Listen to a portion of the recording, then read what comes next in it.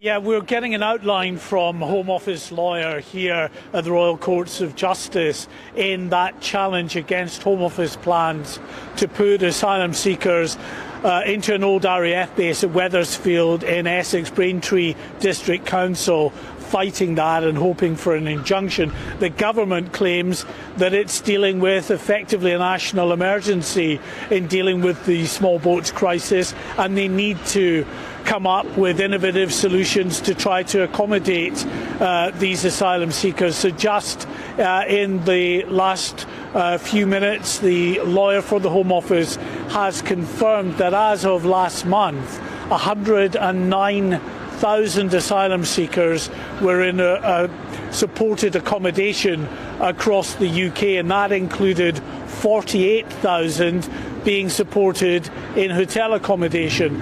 Now, they also said, interestingly, in terms of what officials at the Home Office are now planning for in terms of those coming across the English Channel in small boats in the year ahead, they are actively preparing for 56,000 people to cross the English Channel in small boats. Now, not all of those 56,000 will be accommodated in hotels. Some have friends and family that they can be sent off to stay with, but a significant number will. And the estimates that the Home Office have is that between 120 to 140,000 asylum seekers will require supported accommodation in the year ahead, and obviously that's going to put a strain again on the many hundreds of hotels that are being used across the country, and it is precisely why,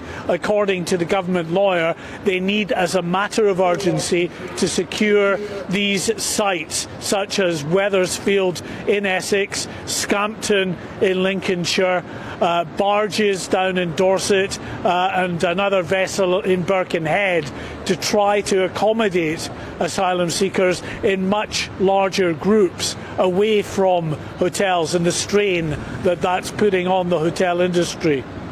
Yeah, absolutely, Mark. Now, look, this is just coming through to us, so if you are just joining us, I'm just going to repeat some of those figures that Mark has given me there, as I heard them anyway. 109,000 asylum seekers in supported accommodation at the minute, 48,000 in hotels. They are actively preparing the government for 56,000 channel crossings this year, which could lead to around 120 to 140,000 people living in supported accommodation in the year ahead, which is why, Mark, they're so keen to press ahead with this national emergency plan that they've got. And what would that plan mean for the people of Bexhill, for the people of Wethersfield? Does it essentially mean that the government can just ignore their desires and plonk people in sites like these? Because reading between the lines, it means they're preparing for more sites like this to be used, and locals won't have a say.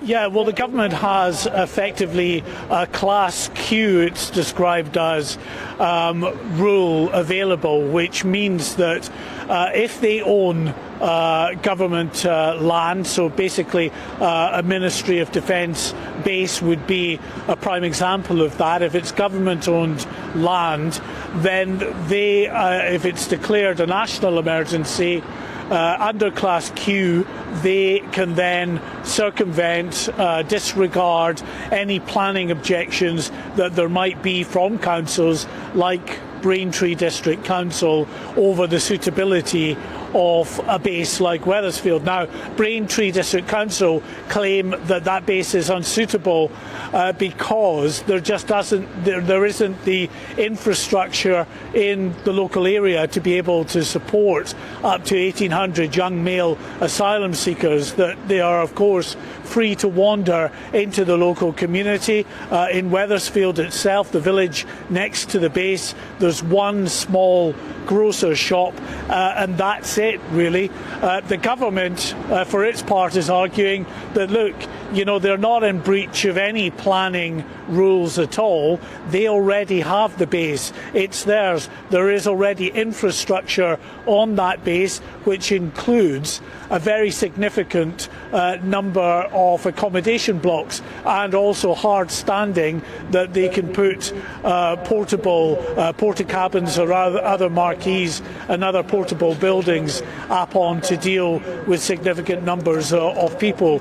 So they're arguing that there's no breach in the first place, but if there is a breach, well, they can get round that because it's a national emergency, and under this Class Q letter of the law for a national emergency, they can disregard any of these planning objections.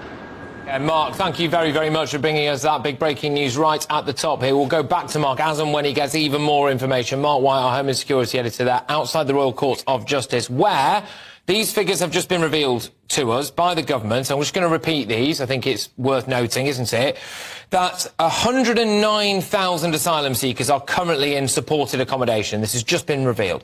48,000 of those are in hotels. The government is actively preparing for 56,000 channel crossings this year. Yesterday, we did talk about the idea that now there's been 5,000 already, and they are expecting around 120 to 140,000 asylum seekers to be in some form of assisted accommodation by the end of this year. And that is why they want to press ahead with plans to essentially commandeer, anyway, various different government sites, so prisons, former RAF bases,